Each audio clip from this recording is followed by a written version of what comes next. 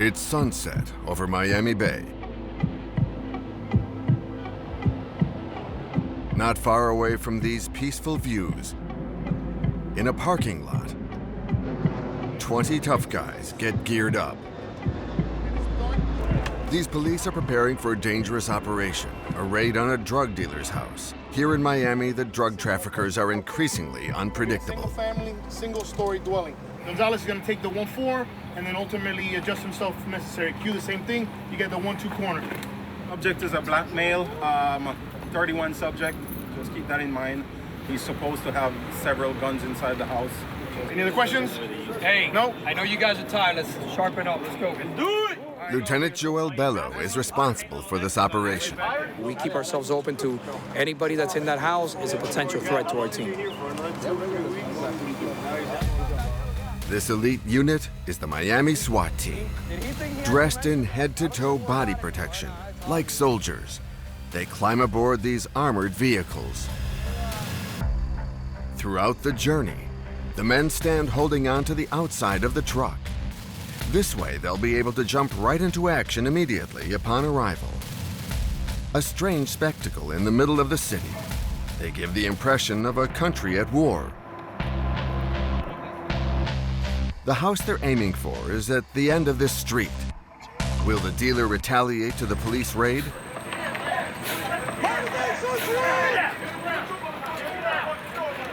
Terrified, a man at the entrance of the house gets down on the ground as the police arrive. They unceremoniously drag him away. Put your hands down your back. Oh my God. In just a few seconds, both the gate and the door are broken open. Put your hands down your back. Oh my God. Put your hands down your back.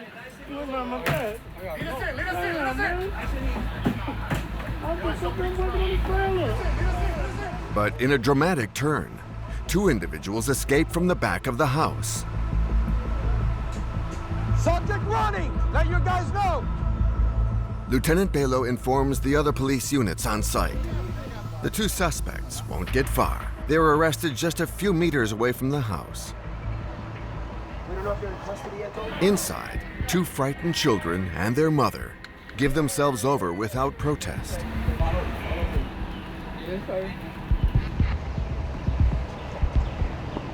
The dealer, the object of the arrest warrant, is also arrested without any objection. In your pockets.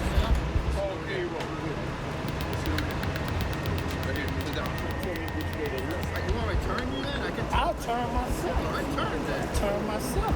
Listen, you're a tough guy now. I'm not a tough guy, but if you're going to arrest me, take me in, and all that, let me get a lawyer and all that sort of. Inside, the discoveries made by Lieutenant Bello seem to suggest that he was indeed at the head of the drug trade. A gun ready to go that he obviously uses here for protecting his narcotics hole.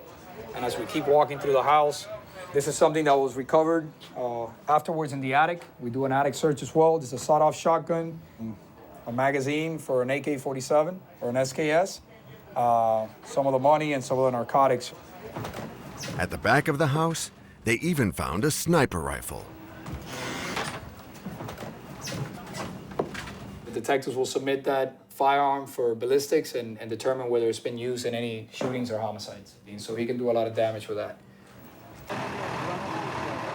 It's 10 p.m. and the SWAT police, exhausted, go home after a long day of 3 operations. And alongside them, we will discover a hidden side of Miami.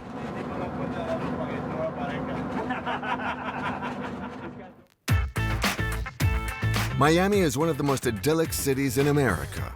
With its tropical climate, you can sunbathe all year round on the endless beaches surrounded by turquoise waters.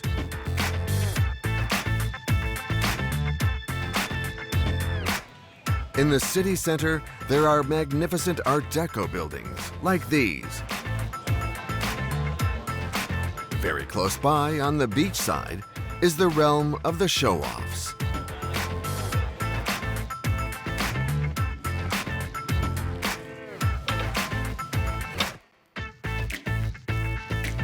An extensive city with 2.5 million inhabitants, of which 3/4 are of Hispanic origin. Many come here from nearby Cuba, Here, Spanish is the second language. No, tranquilo, tranquilo. A dynamic city where it's possible to make a lot of money and live in gorgeous villas with your feet in the water. A city where people like to advertise their success and to party. It's super hot here in Miami. It's only 97 degrees out here. But the city also has a completely different side. This is the one that SWAT Lieutenant Joel Bello will show us. Not far from Colombia, Miami has been the port of entry for cocaine coming into the United States for a long time now. Right now we're going over the Miami River, major entryway for narcotics back in the 80s. Nowadays, the city is no longer a main trafficking point for the transport of cocaine, but it is corrupted by the activity of a multitude of small dealers. Just recently they've had a string of shootings in conjunction with some drug activity in the area. They have to retaliate on each other. In fact, the number of homicides has reached new heights in Miami, 217 last year. Police search warrant! Police search warrant! Police search warrant! Facing these criminals, an elite police unit, the SWAT team. They head up the war against drugs, but not only that. In the event of a terrorist attack in Miami, they are the first in line. Over-equipped and overtrained, they've made an exception and allowed our cameras to follow them during these weeks. But crime in Miami takes many different forms. We also followed a specialized squad working against car theft, a crime which is a massive phenomenon in the city. Yeah, bro, it looks like a bullet hole.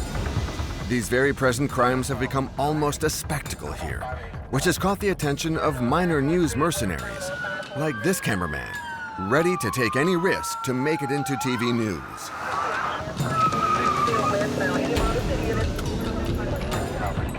So then I steer with my elbow and I listen to my scanners like this, doing 80 miles an hour. Riding along specialized units diving into the heart of crime in Miami.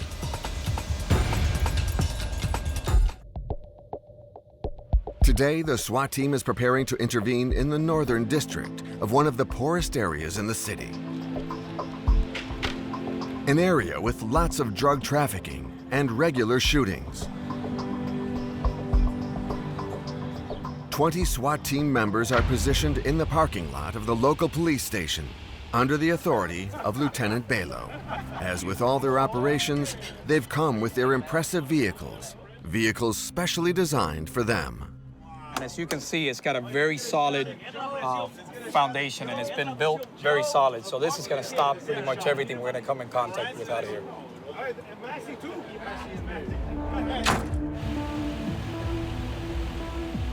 It's even equipped with a gun tower for an elite shooter. It's a stable platform. That officer is just dedicated to providing protection for the team as we approach that final location. They use these vehicles to open the way thanks to this ramming truck.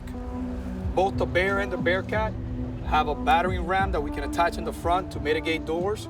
And on top of that, it has an injector system that we can deploy gas through that system as well. Gives us a great advantage into getting into some of the structures that are heavily fortified. And today, the SWAT team are going to need all of their force. They must arrest a well-established dealer in the area who sells crack, cocaine, and marijuana. But we have plenty of room to go south on 8th Avenue for all the trucks.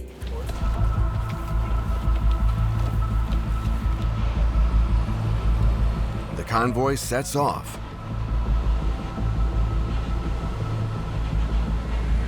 A police car opens up the route for them.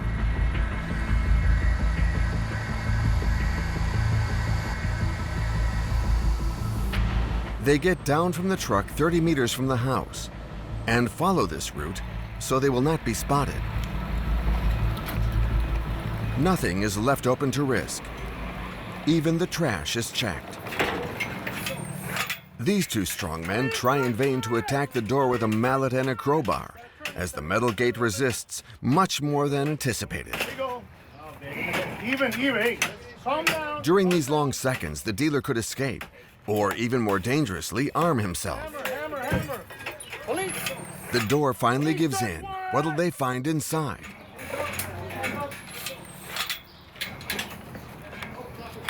The dealer, overwhelmed by the police's force, is overpowered. Academics, like I told them. He'll now be interrogated by these narcotics officers who are wearing masks. This one's got more room. The SWAT team's work is done. Inside the truck, tension subsides. The group relaxes. As you can see, once the operation is over, these guys go from being completely serious to their joking manner again. They just finished this warrant, and they have one more coming up. And humor and laughter is something that makes a day go by. Good, man. But the atmosphere quickly becomes serious again at debriefing time. Their slowness in breaking down the door could have been dangerous. If you don't fuck around with that tool, if he opens up with any type of weapon system, you're gonna catch all of it. So it's better to be smart, all right, and start working that tool, you know, with some finesse, because the longer you take, the longer you're exposed. But this time they were lucky, and the operation was a success. We overwhelmed them quickly. We split the search. Was short on the right side, and then we went into the bedroom where we got the subject. All things considered, it went, smooth. Good job. The SWAT team have finished for the day, but they stay on alert 24 hours a day. The SWAT team headquarters is located outside the center of Miami in this office-filled area. The building accommodates the elite unit's vehicles and its 30-man team. With 19 years of service, Troy is one of the eldest. He takes us to visit an area normally inaccessible to common mortals, the SWAT armory. This old office used to be an old bank building. So what you're looking at here is the vault that they used to have. And to the left, we have a variety of guns. We have shotguns, we have machine guns. On the right, you see all of our chemical agents' weapons. In the next room, there are hundreds of boxes of ammunition, while there are only 30 men in the SWAT team. As you're looking to the right and to the left, this is where we keep all of our ammunition. This used to be the old money vault. As you can see now, this is our equivalent of money, which is rounds. We have over 100,000 rounds. This is just in case, obviously, if something big was to happen, we have a surplus of ammunition. And it should be said that on top of this, each member permanently keeps a pistol and 2 rifles with him. So what's the purpose of creating this elite unit, armed to the teeth? The SWAT team was not created in Miami, but in Los Angeles. In 1965, the police force was facing significant race riots. To cope with this, they created an over-equipped and overtrained unit inspired by the Army, the SWAT team. Special weapons and tactics. Progressively, other police forces would create SWAT teams, also to fight against serious crime. In Miami, this would be in 1974. So what you see here to your right and left, this is what we call the Hall of Fame. And you can see just by how old some of these pictures are from the discoloration of the actual photographs. They've been around for quite some time. So those are almost like the founding fathers of the SOT unit. And the result, it's what we're here today. We have I think, one of the best teams. Over the years, the SWAT team has increased their delicate operations. Like in '97, at the time of the assassination of famous fashion designer Versace, the unit besieged the home of the killer, which ended with him committing suicide. You're looking at right here, SWAT team officers make their move toward the area where gunshots were heard. These missions sparked Troy's interest in the career. You know, they rappel out of helicopters, they rappel off of buildings, they kick in doors, they grab subjects, they have the best equipment, just pure adrenaline from start to finish. Adrenaline, but also intervention tactics, which they practice each week. Tactics they never stop working to improve. What's going on, Dick? Here they do an exercise for a hostage-taking situation. Bad guy's down, he's secure, but now we have injuries all over the place. And we know that this is a clean room. This will be our casualty collection point. But beyond theory, it's practice that they work on the most. A few kilometers from the SWAT HQ in this small green area is where the elite police come to do their training. Troy has hundreds of operations under his belt, so he is one of the best qualified to pass on his experiences. All right, guys. Hey, Platono, grab your stuff. Hey, let's gear up and start. Troy will run the training session. These men have the same equipment as the U.S. Army. As you can see, it's the Colt Commando. This is our primary weapon that we use to make entry inside of these structures. TV, a lot of the military uses this type of weapon. Moving right along to our regular gear. Obviously, we have our ballistic helmet that we use. And this is our vest. You're gonna see our medical kit, obviously our communications, and we also have a gas mask. In total, almost 30 kilograms of equipment.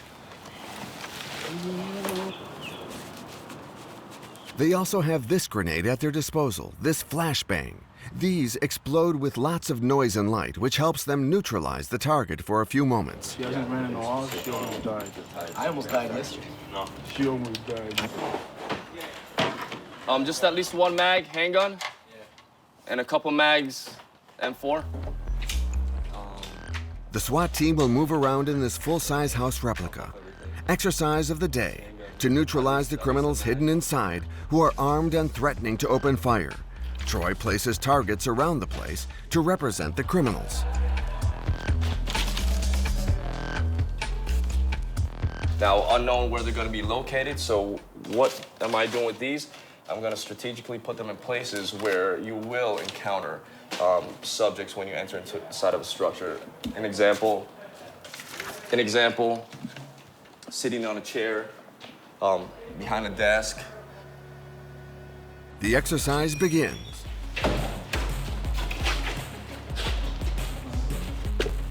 Okay, so what he's gonna do now, he's gonna take a quick look, which is gonna take a split second, and then he's gonna go and he's gonna pick a side. Troy teaches his men the art of protecting one another.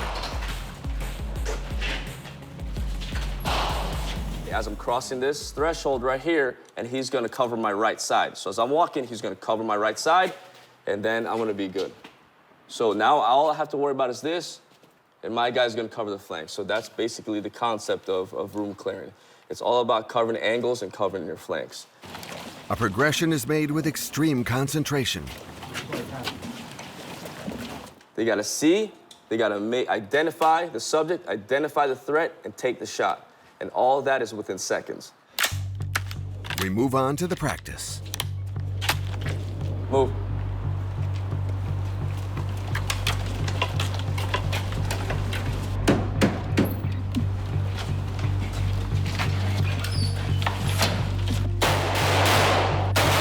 The green laser allows them to aim at the target.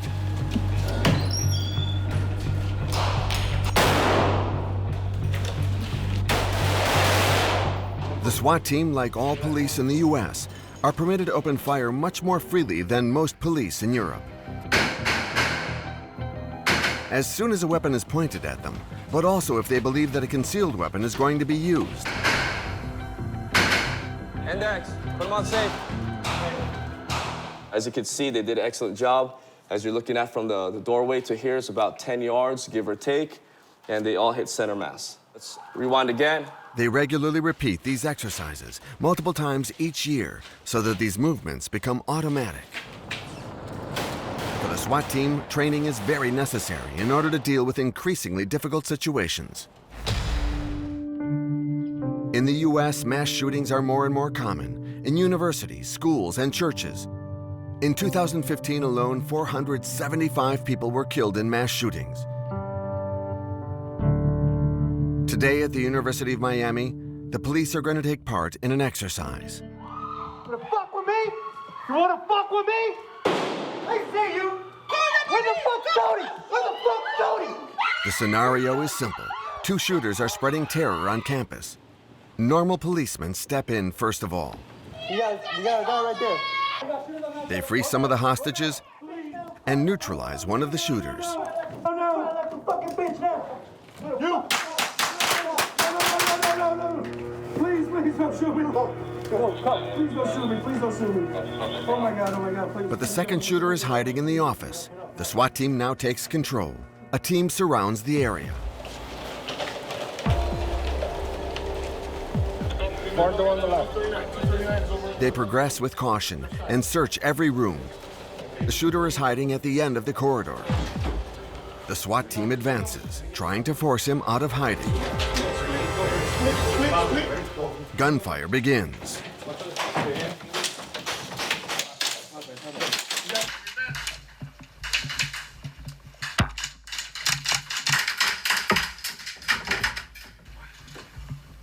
Subject down. This elite unit intervenes in the most sensitive situations and also deals with drug traffickers. But Miami is also the setting for another kind of crime. In this city of 2.5 million inhabitants, there are also many armed robberies, raids, and assaults. The news is also a media spectacle, and certain people make a living from it. In this downtown parking lot, a strange nocturnal animal waits in his car. Rafael Starace spends hours listening to the police radios with dozens of scanners. He's on the lookout for news, to film events in action and then sell his images to local television channels. Here we see the type of footage he gets. The police arrest a young man. He's just killed his stepfather with a knife.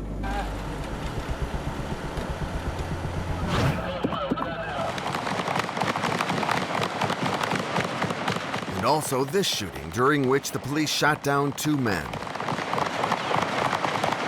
Well, I try to give the TV stations what they want. And the TV stations, they want really dramatic video. They want to see people on the ground just been shot that are bleeding. They want to see car chases. They want to see houses on fire with flames coming out of the roof. It's 11 p.m. Rafael begins his rounds. Listening to 14 radio channels while driving, it's an art. So I'm always paying close attention for the different codes that I'm hearing on my scanners. For example, 30 is a shooting, 29 is an armed robbery, and a fire is a 49. After 30 minutes, the first adrenaline rush of the evening. Shit. Cops asking for help. Well, it sounds very juicy. I think he's chasing someone on foot. Rafael puts the pedal to the metal, and with a radio in hand, he grips his steering wheel. So then I steer at my elbow, and I listen to my scanners like this, doing 80 miles an hour. The risks are part of the job. An intoxicated man is causing havoc. He's refused to be arrested. He's injured a police officer before fleeing the scene. White shirt, blue jeans, white male, black hair. Anybody have visual? Got him at gunpoint now. Behind the walker. The escapee's been arrested, but the police officer's not been seen to. I need rescue immediately for the officer. The officer is injured, and they're calling for rescue on the 3, which means that it's a severe priority. Upon arrival, the police officer is already in the ambulance. Rafael follows the procession to the hospital. And he manages to catch footage of the police officer, head bandaged, entering the emergency room. Yeah, he looked like he's pretty messed up. The way his head was all wrapped up like that, it's not a good thing. Okay, good. I got the money shot. Let's get out of here because we're not supposed to be here. But in order for the television channels to buy the footage, they must also have details of the event. So Rafael returns to the scene of the crime. TV stations always like a lot of police cars in my shot, so I'm going to try to get a shot of these police vehicles here before they move them away. Rafael then goes to gather the news. Good to see you as always, sir. How's the officer doing, man? I guess it happened inside this Habitat residence place. Probably something like, start as simple, like maybe a drunk. Probably intoxicated, most likely. Wow, well now he's in deep shit. Work for them almost every single night, and I always have a good relationship with them. You know, when you show them respect, then they show you respect back, and it's something that's very important doing what I'm doing. It helps me get information. And before leaving, Rafael doesn't miss a detail. The shoes of the culprit, for example, are lying on the ground.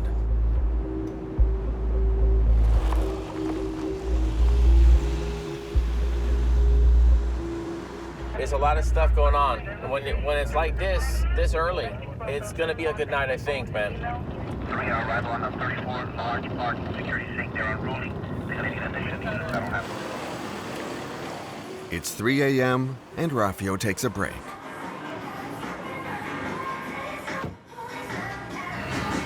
Definitely tired tonight. Gotta get some energy drink, some food, so I can keep on going. An energy drink and a hot meal to go. He eats his meal in the car and listens to the radio, so he won't miss any potential action.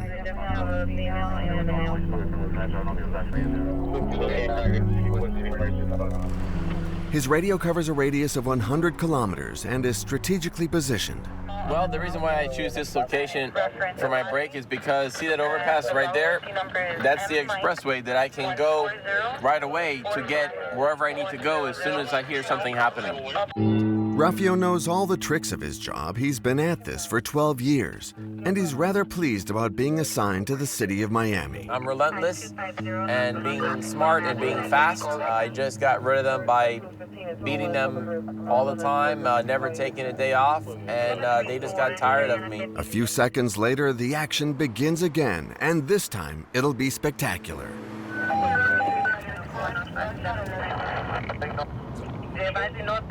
Armed robbery subject is. He's fleeing.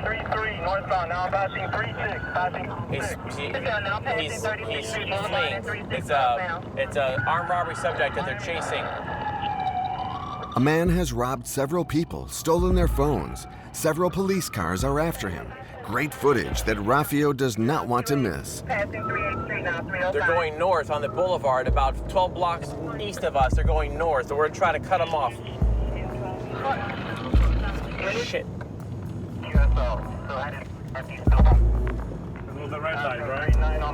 I have to. It's very dangerous, that's for sure. I might get killed someday. Raffio approaches the police and finds himself face to face with them. Here we go. They're right there. They're right there. The first car is the Fugitive. Behind it, a line of police cars.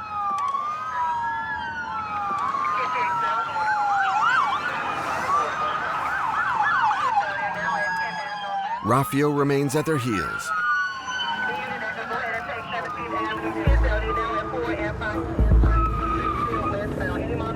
He reaches a top speed of 130 kilometers in the middle of the city. A lot of police cars.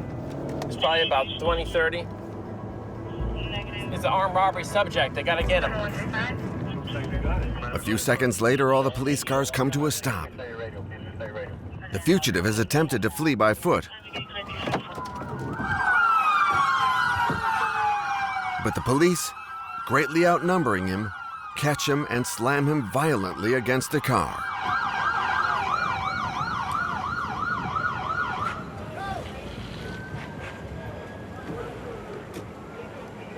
And the bad guy is in custody.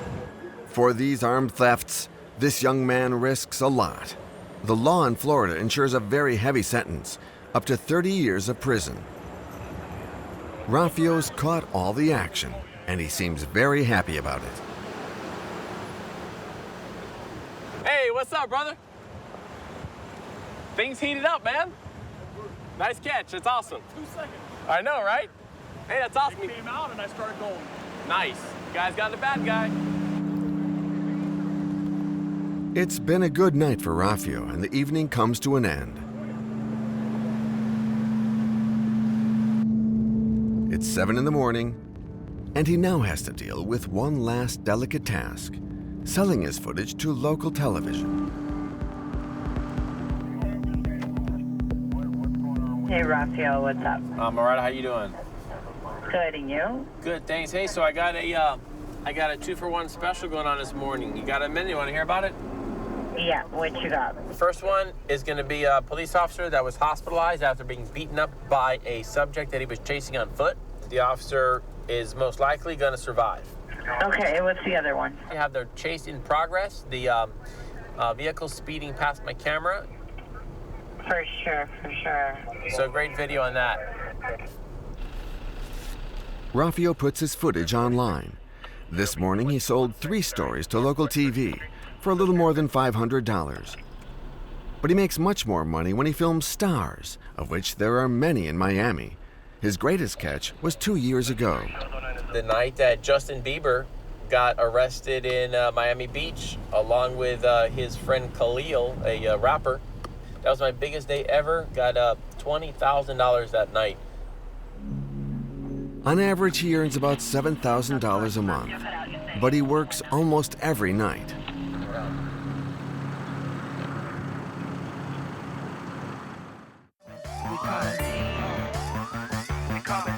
You thought it was a game. During the day, Miami becomes a city of pleasure, a dream destination where you can enjoy dozens of kilometers of turquoise beaches. 12 million tourists visit here each day.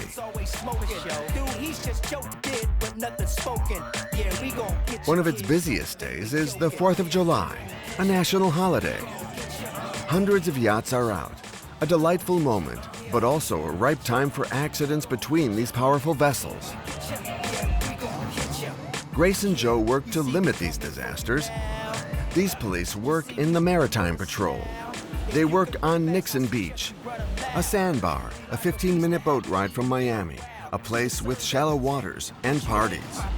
The music's so loud like this because everybody wants to hear their music over everybody else's music, and it's just one big party.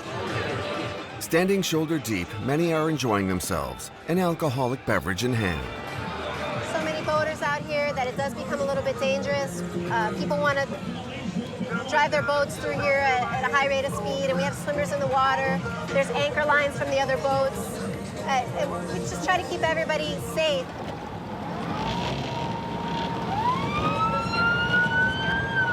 Not long after, Grace comes across a group of young people who are particularly hectic. They're trying to leave.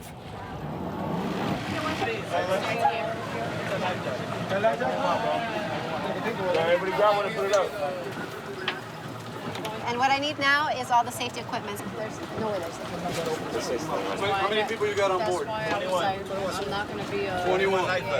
The reason I stopped you is because you're driving and you got all these people in front of you and you can't see where you're going. The vessel's overloaded. And the vessel's overloaded with people. You see how low it's riding in the water line? Any movement of anybody on board here can switch you, move you, top you over to one side or the other. Yeah, but we come every week, man, so we know what we're doing, man.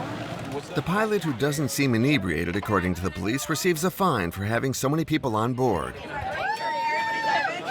Cameraman, just do me. Okay, and all I'm doing is giving you a citation. Okay, it's a $90 citation. Okay, I want you guys to be at home safe. And you got a lot of people on board. Okay? You're ultimately responsible for every life on board. I know that. He's got to see. He's got to be able to see, okay? I'll see you. Stay tuned to the next episode. The group returns to the marina while Grace and Joe continue their patrol and pass through an isolated part of the bay. Oh, pretty houses.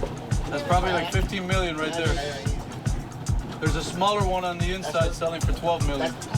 An area of incredible luxury, frequented by the world's finest. President Nixon used to have a house right here, and that was President Nixon's helipad. Sometimes even President Obama comes here and has brunch with some friends that live on this island. But in a few minutes, Grace and Joe will leave this show of riches and come upon one of great distress.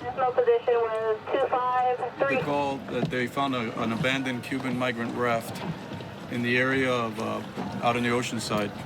Cuba is just across these waters, 300 kilometers from Miami. We have a lot of Cuban citizens that come across. They're looking for freedom. Cuba right now is a dictatorship, right? And it's a very poor country. So a lot of people are looking to cross over. Grace and Joe must check if there are migrants aboard and secure them. It looks like you're dead on. You're about 2 miles away. Yeah, it's about right, almost at 12 o'clock. There, yeah, I see it. It's over there. I see it. That's good. No, it's good. It's good. It's all clear. On this makeshift boat, some migrants will have braved the ocean and its storms for several days. A small boat made with metal containers and a tarp and an old engine. See vessels this size, and they'll be packed with with anywhere from 2 people to 20 people aboard a vessel like this. Obviously, you can see there's not much room in there. They have bottles and bottles of water. They never know how long they're going to be out at sea.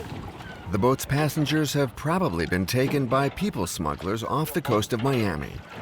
It's a desperate attempt to make it to the U.S. by any means available to them. The Coast Guard intercepted almost 5,000 migrants out at sea in 2015, a figure which continues to increase. A few minutes later, a new radio call. Yeah, you got an accident with injuries for jet ski? North Beach. A collision between 2 jet skiers. A young woman is injured and has lost consciousness. Firefighters are already on the scene, but their boat cannot get to the beach. The water is too shallow. Maybe you guys can come on board. The victims regained consciousness, but seem severely injured. Trim down, trim down, trim down, trim down. Oh, all good. We're gonna take her out on our boat. Remember, she's not secured, okay? Not secured. So slow right here. Secure her right there. She has strong pains in her head and neck. She must be taken to the hospital immediately. Her boyfriend, who is driving the jet ski, is extremely concerned.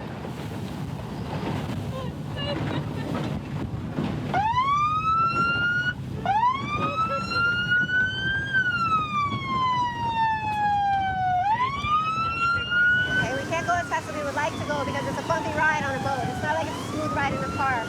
The patient can get further injured by any of our movements, so we want to make sure we keep her as stable as possible. At the marina, the ambulance is already prepared.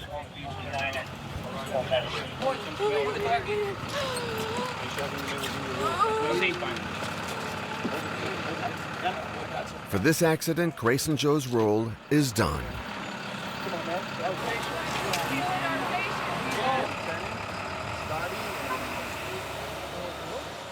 At the end of the day, they'll head back towards the city. And they're not the only ones. Today is the 4th of July, Independence Day for us. So at about 9 o'clock, we're going to celebrate it with a big fireworks display. Everybody wants to be up close and get the best view. There's a few hundred boats here, at least 200 boats. Easy. Everybody from the sandbar came here. There's plenty of traffic, and the police officers take a tour. You're either going to have to be further back or in the crowd, but you can't stay right here. Okay? Thanks. Thank you. And finally, everything's ready, and the show begins. I'm very fortunate to have the job that I have. I've been able to see these fireworks now for 16 years. This is my 16th fireworks show, same spot on the boat.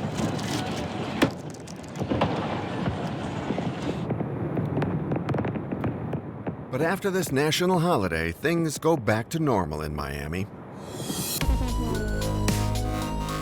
The city is no stranger to another type of crime which is particularly common here: car theft. 8,800 vehicles are stolen every year, and often in highly violent ways.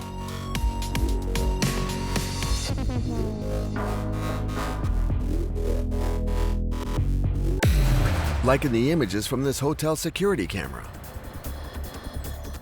A man seizes a vehicle while it's being loaded and takes off at full speed. He crashes into 6 people.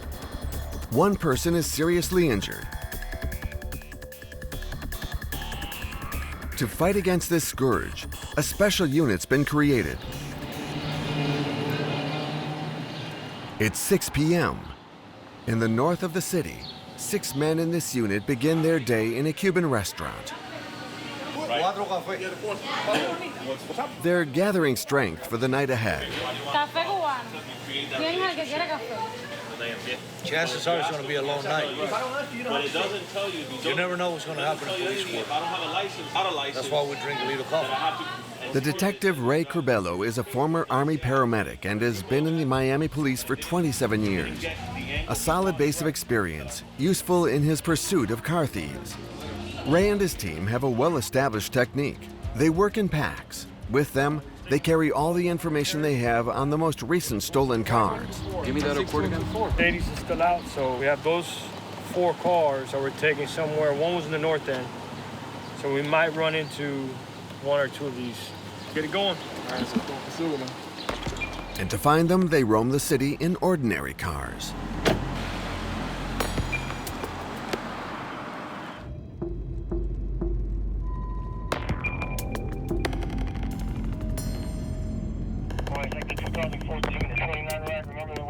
I have recently recovered 2 or 3 stolen vehicles and carjackings. People who steal vehicles and commit carjackings, they come back and they dump the vehicles here. In many cases, they live here. That's the reason why they come home, so they can bail out and escape police. About 100 meters away, one of his colleagues asks for assistance. He stopped a car. He's curious about its expired license plates. Ray comes as backup to monitor the 2 men in the car. Your hands on the car, man. I want to pat you down. All right, don't be jacking me pat up, you down, man. Relax, man. All right, don't be jacking me Listen, up. put your hands on the car. Put your hands on the car. Spread your legs. In this mostly African-American neighborhood, the interactions are tense between young people and the police. Do that in the white folks area.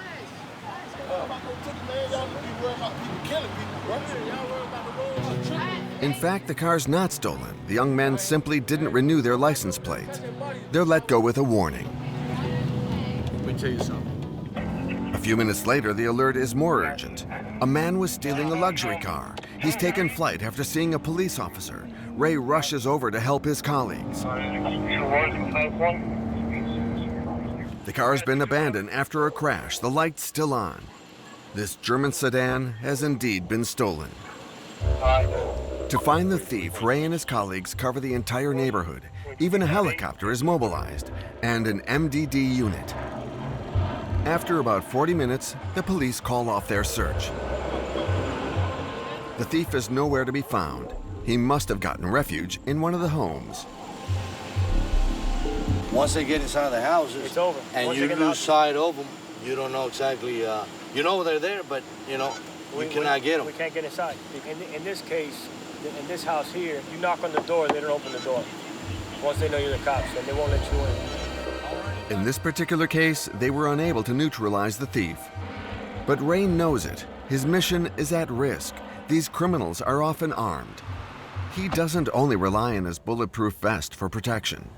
St. Michael's, he was sent by God to take care of the evil spirits. He's a warrior.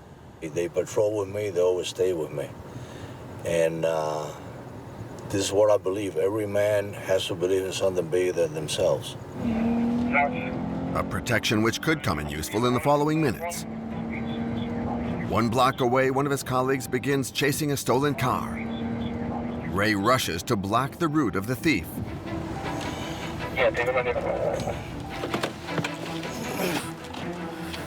See your hands. See your fucking hands right now. See your hands. Other officers are already on the scene. We have behind your back. Any weapons on you, man? Pull up on your pants. Huh? Come on here. Have a seat over here. Have a seat right here. Spread your legs. The car was stolen 2 weeks ago. It escaped police the first time.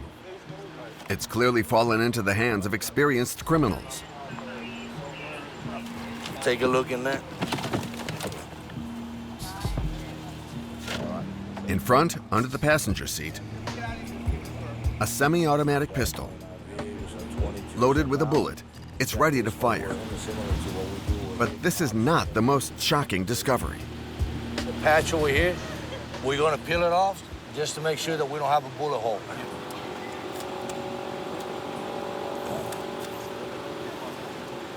Yeah, bro, it looks like a bullet hole. What does it mean? It means that he was probably involved in some type of shooting, and apparently somebody shot back, striking the vehicle. Good job, bro. Thank you, man. Good job. Appreciate it. Okay. In his fight against the traffic of stolen cars, Ray has tonight perhaps avoided another raid or a new shooting in Miami.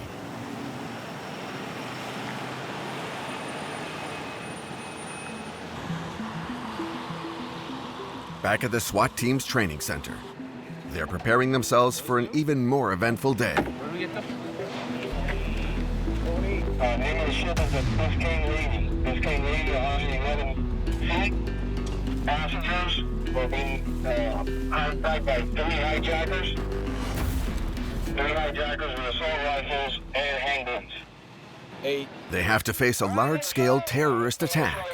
Today, it's a simulation, but this could happen at any moment. Just last June in Orlando, 300 kilometers from here, a man claiming to be a member of the Islamic State killed 49 people in a nightclub. Today, in their exercise, the SWAT team must face a much more dangerous situation. 3 terrorists have hijacked this yacht and are holding 19 people hostage. Oh, you guys! Oh, you! Get out of here! We're going to Turkey Point. That's where they want us. That's where they want us. That's where we're supposed to be. We're going, man.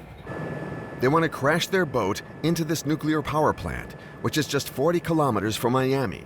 The catastrophe would be major.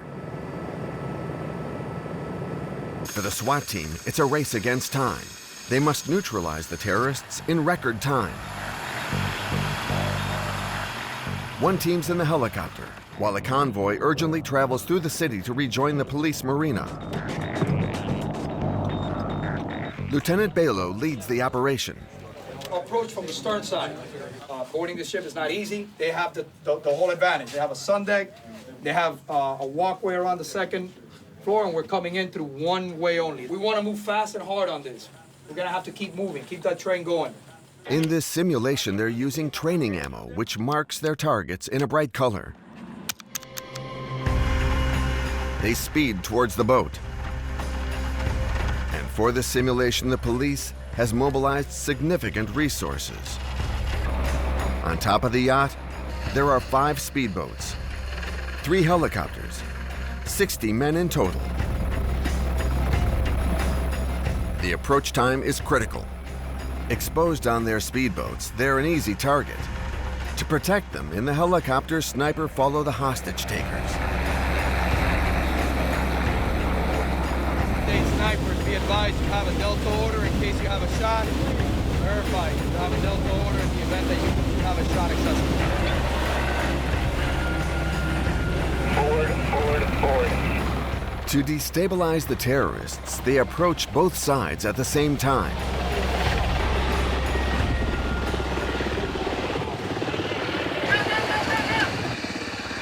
Don't you fucking move! Each passenger could be hiding a terrorist and must be neutralized. The first hostage taker is found in the cabin, just 1 floor up. Subject down. He's swiftly killed, but he had time to hit a SWAT officer.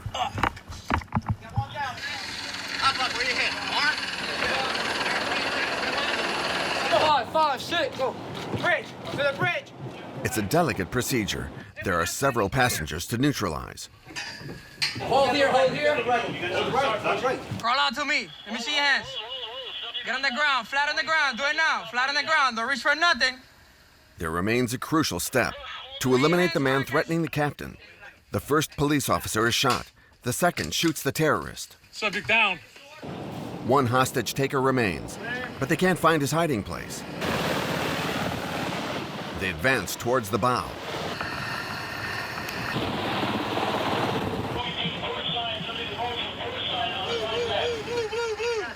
Hidden on the upper bridge, the final man is cornered. Subject down!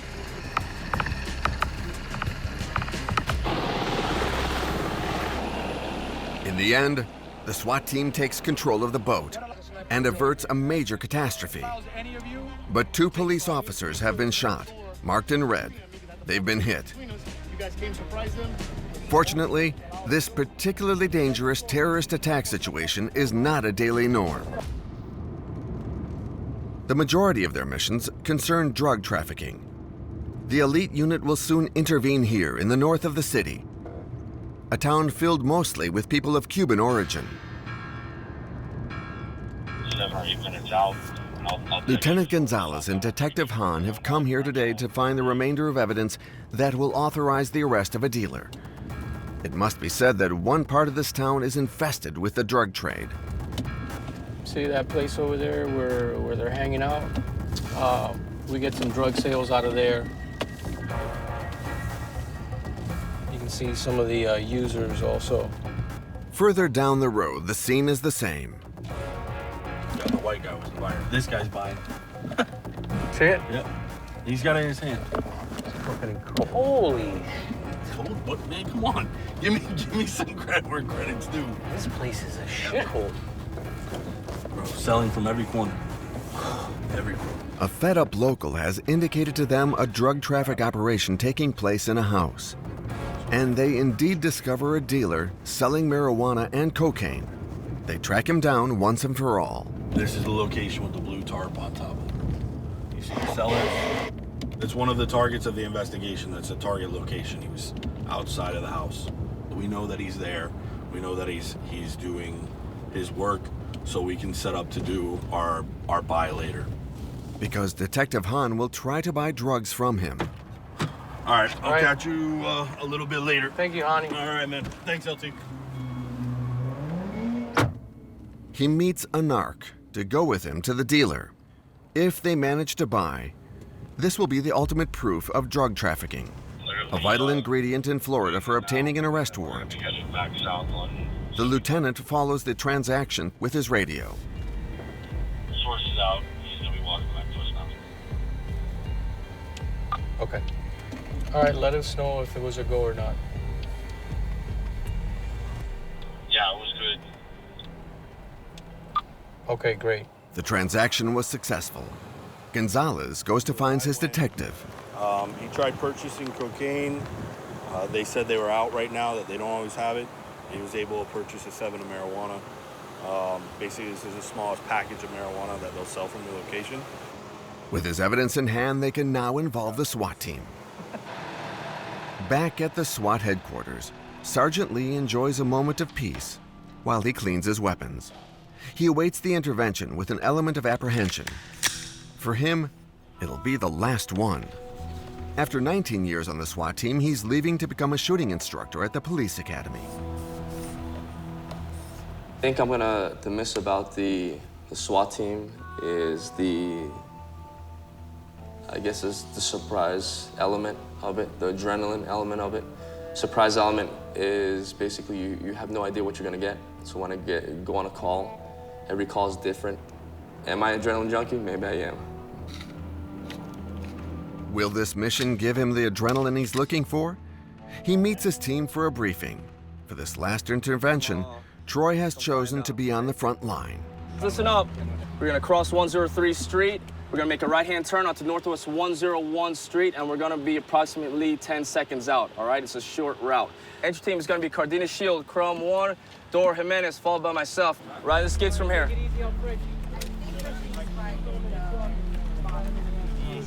Good? Troy Lee embarks for the last time.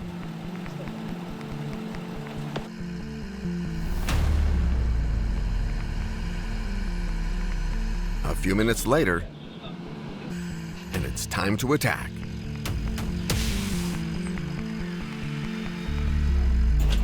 The two men guarding the house give up without resistance.